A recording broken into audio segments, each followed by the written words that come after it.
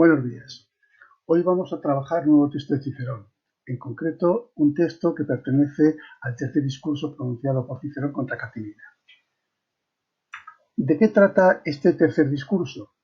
Bueno, pues Cicerón todavía ante los ojos del pueblo no había presentado unas pruebas claras, concluyentes de la conjuración de Catilina. Sí que había conseguido que Catilina se marchara de Roma, y Catilina argumentaba que se marchaba de Roma, se autoexiliaba a la ciudad de Marsella, conocida en la antigüedad con el nombre de Masilia. Pero en realidad no fue a Marsella, sino que se refugia en la región de Etruria. ¿Dónde? Al norte de la región de Etruria, en el lugar donde su lugarteniente Manlio estaba reclutando un pequeño ejército con el cual quería atacar la ciudad de Roma. Ante estos hechos conocidos por el Senado de Roma, el Senado decreta que los dos cónsules tomen parte activa en el intento de sofocar esta conjura o este golpe de Estado. Al cónsul Antonio le encomiendan el mando de las tropas, mientras que a Cicerón le encomiendan que se encargue de acabar con la parte política de la conjura, es decir, aquellos enemigos que se han quedado dentro de la ciudad de Roma. Pero ¿cuántos eran esos enemigos y quiénes eran? Cicerón necesitaba presentar pruebas concluyentes, pruebas que supusieran el arresto de estas personas y de esa manera acabar con ese conato de golpe de Estado que estaban preparando. Y la oportunidad la va a tener cuando a Roma llegan una serie de galos pertenecientes al pueblo salobroges que llegan como embajadores de este pueblo para presentar una serie de quejas al Senado romano.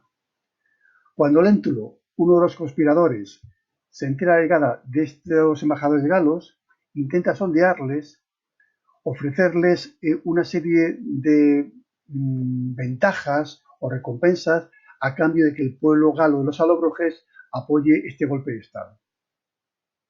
Pero los salobroges escuchan a Léntulo y no se fían de él.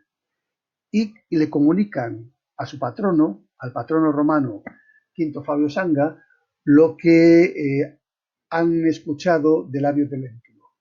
Este enseguida se lo comunica a Cicerón y Cicerón decide utilizar a los salobroges para conseguir pruebas contra los conjurados. ¿Qué pide a los salobroges? Que le sigan el juego, que finjan que van a apoyar a Catilina y el intento de golpe de Estado, pero que necesitan documentación escrita mediante la cual los conjurados se comprometan a cumplir con lo que les ha prometido.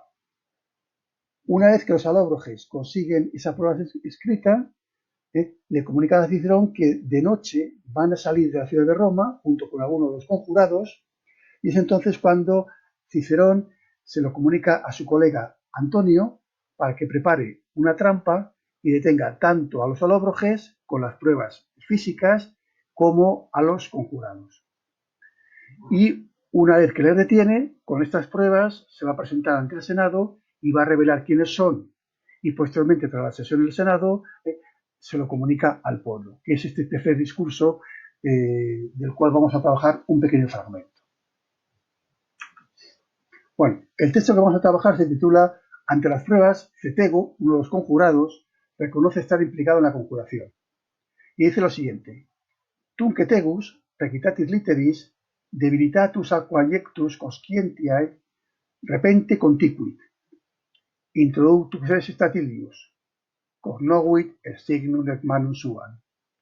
Recitata sunt tabellae ineandem fere sententia, confessus es. Como veis, es un texto muy corto, y además nos permite trabajar el texto por bloques no demasiado largos. Pues bueno, vamos a ver qué es lo que tenemos aquí en el texto. Una vez que hemos leído el texto y nos fijamos en el título nos va a ayudar para reconocer una serie de palabras que deben aparecer en el texto, bien de forma explícita o implícita. Entonces, si os fijáis, cetego, aquí aparece cetegus. Reconocer, ¿dónde está este verbo? Aquí, cognovit. Estar implicado en la conjuración, pues va a haber alguna expresión donde se nos habla de este hecho, de la conjura al golpe de Estado. Bueno, ¿cuántos verbos hay aquí en el texto? Entonces yo empiezo a leer, voy a empezar de entrada simplemente buscar verbos.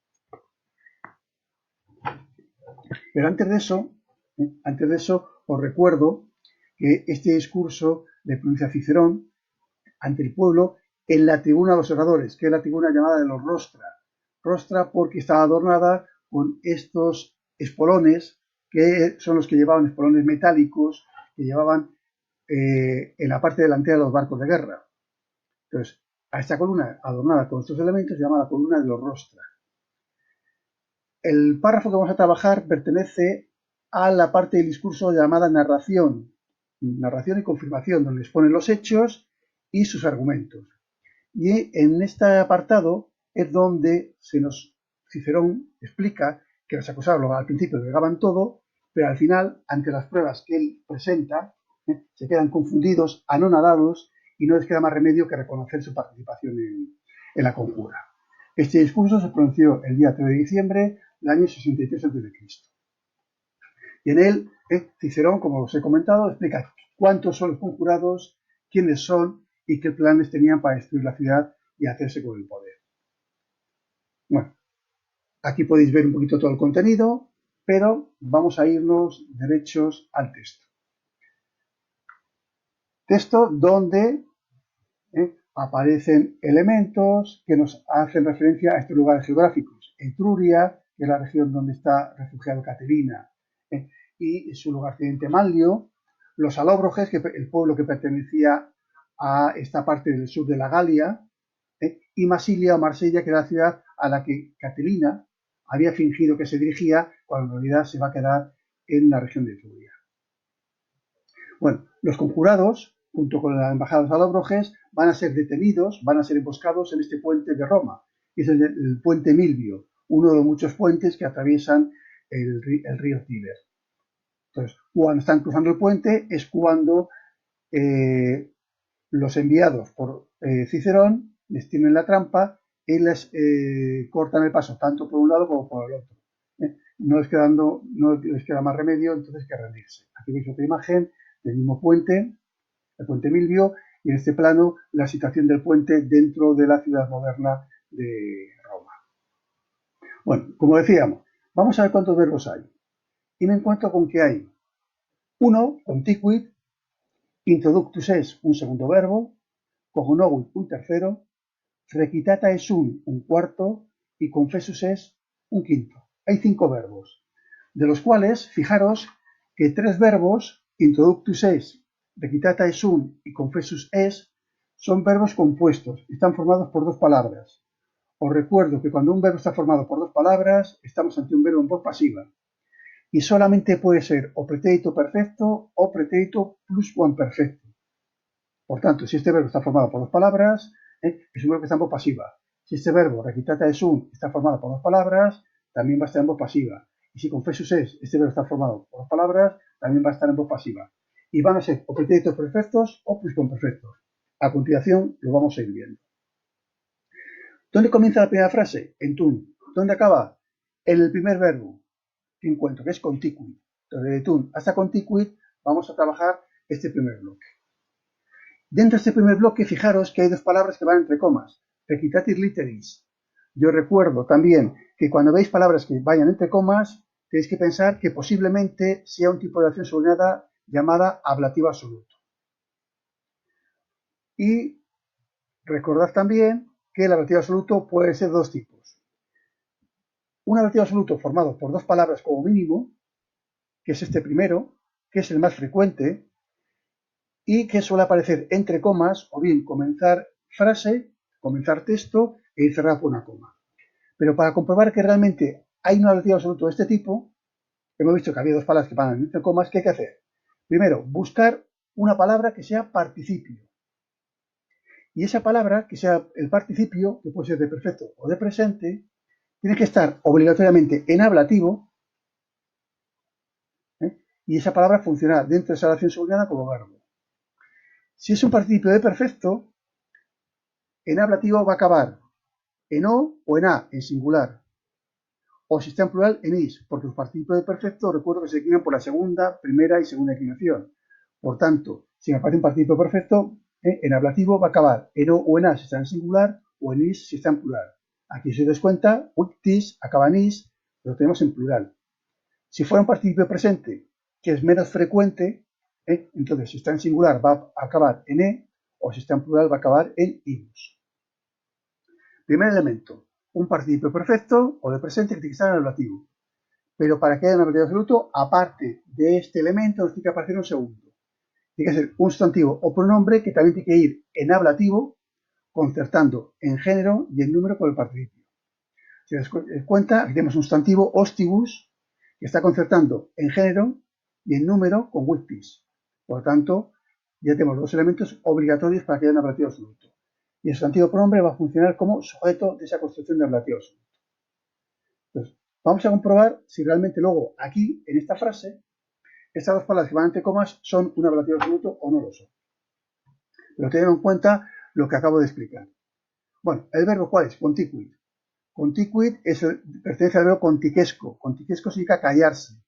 Y con esta forma tenemos la tercera persona del singular del pretérito perfecto indicativo, voz activa. Si el verbo está en tercera persona singular, me hace falta un sujeto. Y el sujeto se suele colocar normalmente al principio de la oración. Entonces, ¿dónde lo voy a buscar? Lo voy a buscar aquí al principio. Y al principio, ¿qué me encuentro? Me voy a encontrar con un sustantivo, ketegus. Sustantivo que es de género masculino y está en nominativo singular. Y es el sujeto. Entonces, ¿qué significa ketegus? Lo hemos visto antes en el título. Es un nombre propio, fetegu. ¿Cómo se traduce este verbo? Lo veis aquí, se cayó. Pretérito perfecto indicativo, tercera persona singular, voz activa. ¿Quién se cayó? Fetegu. Fetegu se cayó. Bueno, yo tengo el sujeto y yo tengo el verbo. ¿Qué me encuentro aquí que me puede llamar la atención? Bueno, pues me puede llamar la atención este tun que aparece al principio también de la frase. Y este tun es, si lo buscáis en el diccionario, veréis que es un adverbio de tiempo, que significa entonces. Si es un adverbio, sintácticamente va a funcionar como un complemento circunstancial. ¿De qué tipo? Según sea el adverbio. Si es de tiempo, pues es un circunstancial de tiempo. ¿Qué significa tun? Entonces. Entonces lo ponemos ahora, entonces fetego se cayó. Repente. Repente es otro adverbio. Un adverbio que va a acompañar al verbo conticuo. Y repente es un adverbio también de tiempo. Por lo tanto, si no es un adverbio de tiempo, sintácticamente será otro circunstancial de tiempo. ¿Qué significa repente? De repente, enseguida, inmediatamente, de todas formas se puede traducir. Entonces, fetego se cayó de repente. Se cayó enseguida. Y ahora seguimos leyendo. De momento, lo que hay entre comas lo voy a saltar. Y me voy a fijar en debilitatus.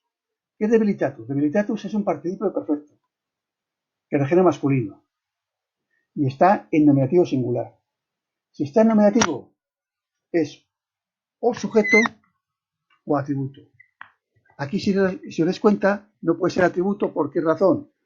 Porque aquí no nos aparece por ningún lado el verbo sum, verbo ser. Por lo tanto, esta palabra no puede ser atributo. Va a estar en nominativo y ¿qué puede ser? Sujeto. Recordad, el participio es un adjetivo verbal y como adjetivo puede ir acompañado a cualquier sustantivo o pronombre. ¿Hay aquí algún sustantivo o pronombre que esté en nominativo y en singular? Sí, fetegus, fetego. Entonces, esta palabra acompaña a fetego y va a funcionar como sujeto. ¿Qué significa debilitatus? Desanimado. En español ha dado debilitado. Entonces, fetego, desanimado. Y entonces, fijaros, como os decía, este participio, ¿a quién acompaña? A ketegus. Por lo tanto, si ketegus era sujeto, debilitatus también. Y a continuación me encuentro atque. ¿Qué es atque? Atque es una conjunción coordinada copulativa. Recordad que las conjunciones coordinadas o bien unen palabras o bien unen oraciones. Si este atque uniera oraciones, antes de él tendría que aparecernos aquí algún verbo en forma personal, al igual que nos aparece aquí, conticuit. Pero no encuentro ningún verbo en forma personal. Por lo tanto, aquí este atque no une oraciones, une palabras. Y cuando la conjunción coordinada une palabras iguales, palabras que están juntas. ¿Qué palabra tengo antes de atque? Debilitatus. Debilitatus está en nominativo. Por lo tanto, la palabra que vaya detrás tendrá que estar en nominativo también. Y si esta palabra decíamos que era sujeto, la palabra que va detrás también tiene que estar funcionando igual, como sujeto. Si busco adjectus en el diccionario, me encuentro con que adjectus es un participio de perfecto de abiquio. Abiquio significa arrojar, expulsar, echar, pero en sentido figurado también significa abatir. Abatir, que es como lo vamos a traducir. Pues participio perfecto, que es de género masculino, está en nominativo singular, va unido con debilitatus, y tanto debilitatus como adjectus son adjetivos que acompañan a quetegus. Entonces Cetego, desanimado y abatido, se cayó de repente. Otra cosa que es conveniente saber y reconocer, saber cómo se define un participio. Un participio es un adjetivo verbal, es decir, es una palabra que tiene dos valores, como adjetivo y como verbo. Aquí, como adjetivos, ¿a quién acompañan? A quetegus. Pero adjectus, este participio, aparte de funcionar como adjetivo, es un verbo. Y como verbo puede ir acompañado de cualquier complemento verbal. Lo digo porque, fijaos que aparece la palabra conscientia. Esta palabra, por la forma, podría estar en nominativo singular. Si estuviera en nominativo singular, sería sujeto o atributo. Hemos visto que atributo no puede ser porque aquí no aparece el sub por ningún lado. Y sujeto tampoco, ¿por qué? Porque ya tenemos uno bien claro al principio. Por tanto, esta palabra, si no es sujeto ni es atributo, con la terminación en A puede ser o vocativo o ablativo. Vocativo tampoco puede ser, ¿por qué? Porque no va entre comas. Entonces, ¿qué nos queda? Ablativo. Y si está en ablativo es un complemento circunstancial. Y fijaros, aquí he puesto un circunstancial de causa. ¿Por qué razón? Por el significado que tienen estos adjetivos, desanimado y abatido. Entonces tengo desanimado y abatido, ¿por qué estoy desanimado? ¿Por qué estoy abatido? ¿O por qué está abatido Cetego? ¿O por qué está desanimado Cetego? Hay que explicar la causa. Esta conscientia es un circunstancial de causa. Conscientia hay que traducirlo aquí por conocimiento. Entonces Cetego, desanimado y abatido por el conocimiento, se cayó de repente. Un problema que tiene Cicerón es que a veces Cicerón, a la hora de traducirlo al castellano, hay que colocar algunas palabras que no aparecen expresamente en el texto, pero que para que tenga sentido la frase en español deberíamos de ponerlo. Pero claro, ¿el conocimiento de qué? Entonces fijaros que yo, si te hace una traducción un poquito más libre, yo pondría, por el conocimiento de sus hechos. Cicerón ha mostrado ante el Senado que Cetego es uno de los conjurados, ha mostrado pruebas, y ante ese conocimiento por parte de los senadores de las pruebas que le implican, se siente desanimado y abatido. Pero Cetego, desanimado y abatido por el conocimiento de sus hechos, se cayó de repente. Y ahora vamos a estas dos palabras, recitatis literis. Van entre comas. Yo creo que puede ser un ablativo absoluto, creo. Pero ¿qué es lo que tengo que hacer? Comprobarlo. Entonces, lo primero que es lo que voy a hacer, intentar buscar de las dos palabras que tengo aquí, alguna que por la forma pueda estar en ablativo. Y entonces, al buscar el diccionario recitatis, vamos a ver que recitatis es un participio de perfecto. Luego requito, recitar, leer en voz alta. Es un participio perfecto con la esencia is, ¿qué me está indicando? Ablativo plural. Femenino lo he puesto yo ya por la palabra que va a continuación, pero en principio yo lo que tendría claro que sería un participio perfecto y que está en ablativo plural.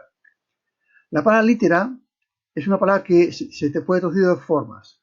Si está en singular, se traduce por letra, pero si la palabra litera aparece en plural, entonces hay que traducirlo con el significado de carta. Entonces, con la esencia is de ablativo, está en plural. Entonces aquí esta palabra, literis, la voy a traducir por carta.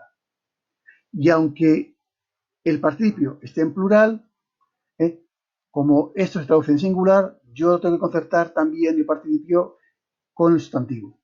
Entonces, literis, ya tengo el segundo elemento del ablativo absoluto, un sustantivo que está en ablativo, concertando con requitatis, y va a funcionar como sujeto. Os requito, significa leer. Y cuando tengáis un ablativo absoluto, mi consejo es que primero traduzcáis el participio, y que funciona como verbo, y luego ya el sujeto. ¿Cómo se traduce un participio de perfecto de latín al castellano? Normalmente como un participio castellano.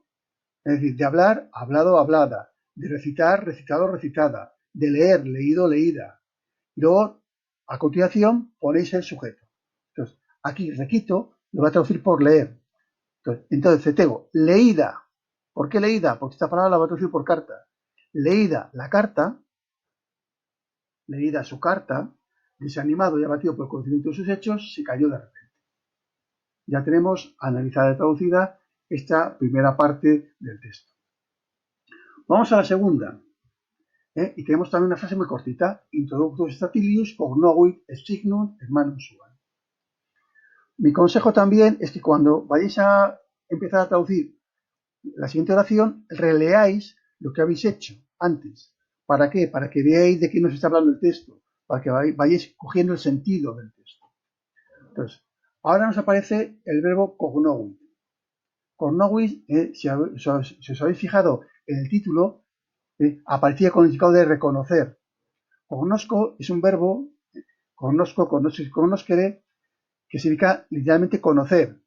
En un sentido más figurado, reconocer, que es como lo vamos a traducir aquí en esta frase. Entonces, cognovit, ¿qué forma tengo aquí? Tengo la forma de tercera persona del singular, respectivo perfecto indicativo, voz activa. ¿Quién es el sujeto de esta oración? ¿Dónde se suele colocar el sujeto? Ya sabéis, al principio de la oración. Entonces me encuentro con statilius, nombre propio. Un nombre propio, acabado en us, que pertenece a la segunda declinación. Es otro de los conjurados que formaban parte de este intento de golpe de estado de Catilina. Statilio. El verbo está en tercera persona singular, primero perfecto indicativo, debo reconocer, reconoció. Pero statilio va solo, no, va acompañado de introductus. ¿Qué es introductus? Un participio o adjetivo que acompaña a statilio. Y entonces se acompaña a statilius, va a estar el mismo género, masculino, en el mismo caso, nominativo y el mismo número. Entonces, introductus, participio perfecto o adjetivo, como queramos poner, de género masculino, nominativo singular. ¿Cómo se traduce un participio perfecto? Por un participio castellano. Debo introducir, introducido. Entonces, si yo quiero traducir ahora el sujeto, yo diría, introducido statilio, reconoció et signum et manum sua. Bueno, fijaros que tengo aquí un net, conjunción coordinada copulativa. Como decía anteriormente, cuando tengáis una conjunción coordinada copulativa, ¿qué es lo que va a hacer? Va a unir palabras iguales, o bien oraciones iguales. Si este et uniera oraciones, ¿qué debe aparecernos detrás? Algún verbo. Y si os fijáis, detrás de este primer et no tengo ningún verbo. Tengo signum, tengo manum, tengo suan, pero en nuestras palabras es verbo. Por lo tanto, si aquí no hay ningún verbo, aquí no hay ninguna oración. Entonces, este et tendrá que unir palabras iguales. Y las palabras iguales van generalmente delante y detrás de la conjunción. Entonces digo, ¿qué palabra tengo antes de et? Un verbo. ¿Qué palabra tengo detrás de et? Signum, sustantivo. ¿Este et puede unir un verbo y un sustantivo? No. Entonces, aquí ya tengo una cosa rara.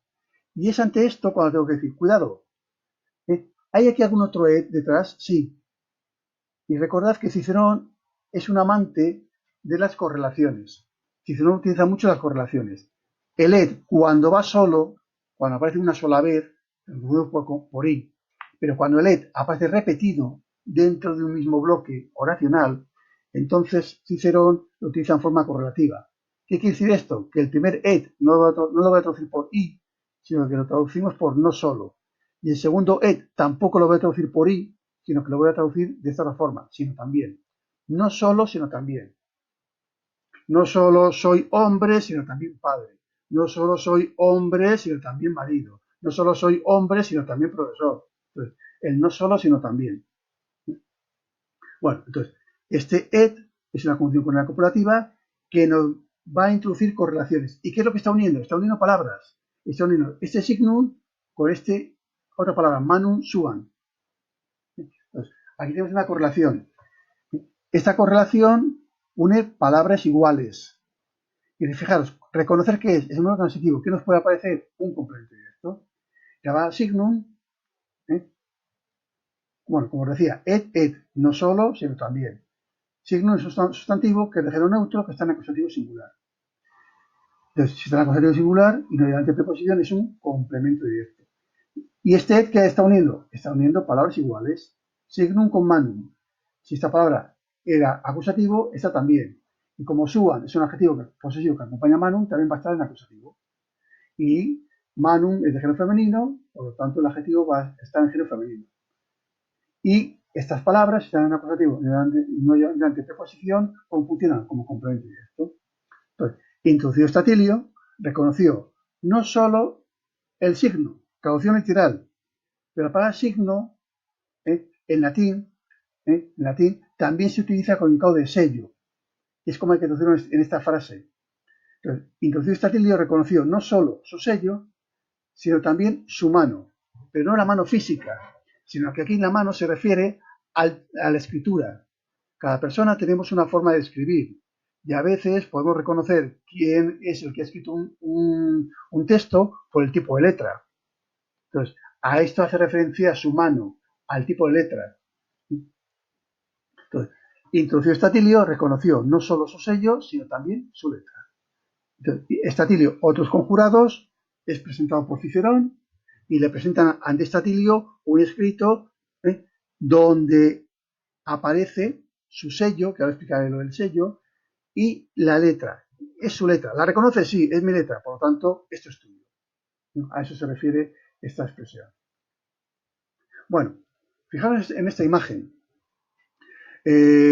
Aquí tenéis cartas o tenéis libros. Los libros o las cartas generalmente se escribían sobre papiro. El papiro es un material caro. Y el papiro se escribía en pliegos que luego se enrollaban, como veis aquí. Si yo quiero escribir un documento importante y no quiero que nadie lo lea, ¿qué es lo que puedo hacer o qué es lo que se hacía en la antigüedad? Ese documento se sellaba. ¿Cómo se sellaba? Se cogía un trozo de cera, se ponía al lado una llama para que la cera se derritiera y cuando la cera tenía forma líquida, se echaba un poquito sobre el pergamino o sobre el papiro, se dejaba secar y entonces se quedaba el lacre, que es como se denomina. Y ese lacre, esa cera, se sellaba con un anillo. Normalmente los nobles romanos solían tener un anillo con una figura, un símbolo que les representaba. Entonces, yo al recibir esta carta, fijándome en el sello que está grabado en la cera, puedo saber quién la ha escrito. ¿Por qué? Porque mi amigo tiene un sello con una figura determinada. Mi otro amigo tiene otro sello con otra figura distinta. Entonces, yo viendo el dibujo que aparece ahí en la cera, yo puedo saber quién me lo ha enviado. Entonces, vais a ver ahora otra imagen, tenemos unas cartas con un sello, ese sello tiene una imagen determinada, entonces yo sabiendo o fijándome en la imagen, yo ya sé quién me ha escrito la carta. En vez de poner un remite, como solemos poner en nuestras cartas que mandamos por correo, pues los romanos, en esa cera con la cual se sellaba la carta, la grababan con su anillo, que es el signum o el sello. Cada anillo tenía una figura representativa que cada ciudadano adoptaba como seña propia, seña característica. Este anillo pues, representa la figura del dios Zeus o Júpiter. Aquí vemos el águila y él está sentado llevando un bastón de gran tamaño, símbolo de poder y autoridad. Entonces, si una persona había adoptado este símbolo como su firma, entonces a la hora de mandar cartas, cuando echaba la cera, sobre la cera colocaba su anillo y quedaba grabada esta imagen. Pero ¿esta es la única forma de mandar mensajes o de escribir en el mundo romano? No. En el mundo romano se escribía en papiro con tinta. Entonces aquí vemos el tintero y vemos aquí unos trozos de pergamino que están escritos. Pero un método y un medio muy fácil de conseguir y muy barato eran las tablillas de madera. Tablillas de madera que en su parte interior se solían pintar de colores. Aquí no la veis pintada, pero se suele pintar de un color llamativo, o bien rojos, verdes, azules, y sobre esa parte pintada se echaba cera. La cera normalmente tiene un color blanquecino o amarillento, y entonces el tener el fondo de color pintado permite resaltar, como si estuviéramos leyendo en 3D, permite resaltar lo que se ha escrito sobre la cera. Y para escribir en cera se utilizaba un estilo. Nosotros a esta herramienta llamada en Roma estilo lo llamaríamos punzón. Es una herramienta que tiene una parte muy puntiaguda, que es con la que se escribe en la cera, se va escribiendo con ella sobre la cera, y si me equivoco, los romanos en vez de utilizar tipes, ¿qué hacían? Daban la vuelta al punzón y con esta parte que está mucho más ancha, cogían y estiraban la cera, la volvían a extender sobre la tablilla, tapaban el hueco y escribían encima. Entonces era el tipes de la época. Con la parte posterior del estilo, extendían la cera, tapaban el hueco y podían volver a escribir a continuación. Bueno, aquí veis un ejemplo de una tablilla ya con la cera, en este caso cera coloreada con un tono rojizo. Las tablillas a veces tenían agujeros en los laterales porque de esa forma, simplemente metiendo un pequeño hilo, una pequeña cuerda en esos agujeros, podíamos ir creando cuadernos. Cuadernos más o menos grandes según el número de tablillas que fuéramos introduciendo. Entonces, aquí puede ser un cuaderno de 2 tablillas, nada más estas 2, o podríamos ir añadiendo más tablillas y tenemos un cuaderno mucho más amplio. Y en la siguiente imagen podéis ver a un magíster, a un profesor, a sus discípulos. El profesor tiene un libro de valor, está escrito en papiro, mientras que los alumnos en la escuela que utilizaban esas tablillas de madera, material barato, fácil de conseguir, y que permite reutilizar tantas veces como uno quiera, hasta que llegue un momento en que la cera pues, se pierda o se deteriore. Entonces, ¿qué hacemos? Quitamos esa cera vieja y ponemos cera nueva, muy barata. Bueno, pues el signum que aparece en el texto anterior se refiere al sello.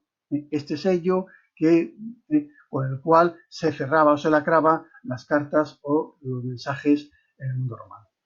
Bueno, siguiente bloque. Recitata sunt tabellae igneandem fere sententia. Otra vez nos encontramos con un verbo. En este caso, un verbo formado por 2 palabras. Como os he dicho al principio del comentario del texto, cuando veis un verbo que esté formado por 2 palabras, estáis siempre ante un verbo en voz pasiva. Este verbo está en voz pasiva. Y solamente puede ser o pretérito perfecto o pretérito pluscuamperfecto. ¿Cómo lo puedo saber? Muy fácil. Fijándoos en la forma del verbo sum que acompaña al participio. Si la forma del verbo sum que acompaña a este participio perfecto es un presente, entonces estáis ante un pretérito perfecto. Si la forma del verbo sum que acompaña al participio fuera un pretérito imperfecto, bien indicativo o subjuntivo, entonces esto sería un pretérito pluscuamperfecto. Entonces, esta forma del verbo sum es una forma de presente, por tanto tengo un pretérito perfecto. Además, la forma del verbo sum me va a indicar el modo. Esta es una forma verbal del sum de indicativo, por tanto indicativo. Y además me va a indicar la persona y el número. Sum, ¿qué es? Es la tercera persona del plural del presente. Por tanto, tercera persona del plural. La quitata de sum es la tercera persona del plural del pretérito perfecto indicativo. Voz pasiva. Bueno, además, fijaros, el participio perfecto de este verbo me va a ayudar a reconocer el sujeto. ¿Por qué? Porque los participios, cuando aparecen en estas formas compuestas, aparecen en nominativo. Y aquí veo que este participio perfecto acaba en AE, y AE que es la esencia de nominativo plural de género femenino. El sujeto de requitata de sum tiene que ser una palabra que esté en género femenino y que esté en nominativo plural. Y de las palabras que me quedan, la única que cumple ese requisito es tabellae. Tabella es una palabra de primera declinación y con la esencia AE sí que es de género femenino y está en nominativo plural. Bueno, veis, ya he traducido ese verbo si acaba de leer, pues traducción, voz pasiva, verbo leer, verbo ser más participio. Fueron leídas. ¿Quiénes fueron leídas? Tabellae, las tablillas de Statilio. Fueron leídas sus tablillas, ya tenemos in neandem fere sententia. In, ¿qué es? Es una preposición que puede ir con acusativo o con ablativo. Entonces, ¿cómo lo puedo saber? Tan sencillo como mirar la palabra que vaya detrás. Si la palabra que va detrás está en acusativo, entonces es una preposición acusativo. Si la palabra que va detrás está en ablativo, pues será una preposición ablativo. Entonces, veo eanden, ¿esto qué es? Acusativo. Por lo tanto, in es una preposición de acusativo. Porque anden, esta palabra, es un pronombre que está en acusativo singular. ¿Qué tipo de pronombre es? Es un pronombre de identidad. Iden, eaden, iden, el mismo, la misma, lo mismo, o cuando funciona como adjetivo, mismo o misma, que por la forma ean nos indica género femenino. ¿A quién acompaña? A un sustantivo, sententian, que es también de género femenino y está en acusativo singular. Las dos palabras, ean de sententian, van juntas. Van en acusativo, delante de una preposición, ¿cómo funciona? Como un complemento circunstancial. En este caso es un circunstancial de modo. Fueron leídas sus tablillas, literalmente, en la misma sentencia, hacia la misma sentencia. Esa es la traducción literal. Pero fijaros, otra vez os voy a decir, a veces hacer traducciones literales de texto de Cicerón no es fácil, porque a veces se pierde el sentido. ¿A qué se refiere esta expresión? Fueron leídas sus tablillas en el mismo sentido, o que tiene el mismo sentido que el anterior, que Cetego. Cetego le leía una carta y la carta parecía que formaba parte de la conjuración de Catilina. Ahora leen las tablillas que han encontrado a Estatilio y las tablillas dicen lo mismo o algo o muy parecido que lo que decía la carta de Cetego. Entonces, por eso aquí fijaros que sentencia yo he traducido con significado de sentido. Fueron leídas sus tablillas, casi, feres un adverbio de modo, que lo que hace es matizar a indignante sentencia. Entonces, fueron leídas sus tablillas. Y fijaros, para que esto tenga más sentido en español, ¿qué he introducido yo? He introducido unos elementos que en el texto latino no aparecen, pero que yo creo que aquí hace que la frase en español sea mucho más comprensible, sea mucho más clara. Entonces, fueron leídas sus tablillas, las tablillas de Estatilio, que tenían casi el mismo sentido que las cartas de Ceteo. Decía lo mismo, que formaba parte de la conjura, que formaba parte de la conspiración. Entonces, fijaros, en este texto, aunque la sintaxis no es complicada, lo que nos podía dar mucho problema es la comprensión del texto, la traducción. Que si hacéis una traducción literal, no queda bien en español. Como veis, he tenido que introducir algunos elementos por mi cuenta para que la frase tenga sentido. ¿Pero eso por qué? Porque he entendido de qué va el texto, qué es lo que nos está contando. Si no lo entendéis, es muy difícil poder hacer este tipo de matizaciones o aclaraciones. Y por último, Cicerón tenía este párrafo diciendo confessus es, otro verbo que está formado por dos palabras. Y está formado por dos palabras que tenemos un verbo en voz pasiva. Siguiente paso, o es pretérito perfecto o es pretérito pluscuamperfecto. ¿Cómo lo sé? Me fijo en la forma del verbo sum. Si la forma del verbo sum, en este caso, está en presente, del indicativo o del subjuntivo, entonces estamos ante un pretérito perfecto. ¿En qué tiempo está? Está en presente, por lo tanto, como aquí, esto es un pretérito perfecto. Y además la forma verbal del verbo sum me va a indicar también la persona y el número. Esta forma del verbo sum pertenece a la tercera persona del singular. Entonces, todo ello, confessus es el pretérito perfecto indicativo, voz pasiva, tercera persona del singular. Confessus es el participio perfecto de confitior. Confitio es un tipo de verbo deponente, recordad, verbos que tienen forma pasiva, pero significado activo. Por lo tanto, aunque este verbo tiene forma pasiva, como es un verbo deponente, lo voy a traducir en voz activa. Y por eso lo voy a traducir por confesó. No fue confesado, sino confesó. Entonces, una vez que ya he hecho el texto, es conveniente volver a leer el texto entero. Entonces Cetego, leída su carta, desanimado y abatido por el conocimiento de sus hechos, se cayó de repente. Introducido Estatilio, el segundo miembro de esta conjura, que tenemos aquí en el texto, reconoció no solo su sello, sino también su letra. Fueron leídas sus tablillas, las tablillas de Estatilio, que tenían casi el mismo sentido que lo que decía Cetego en su carta. Y una vez que fueron leídas sus tablillas, Estatilio confesó. Él confesó, reconoció que también formaba parte de la conjura o de la conspiración de Catilina. Bueno, como veis, hemos visto un texto de Cicerón que no era largo, era cortito en general, que tenía varios cortes que nos va a permitir facilitar el análisis morfológico y sintáctico del texto, pero donde aquí teníamos la dificultad es a la hora de hacer las traducciones literales.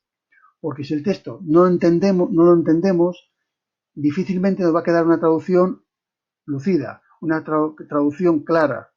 No va a salir una traducción chusquera.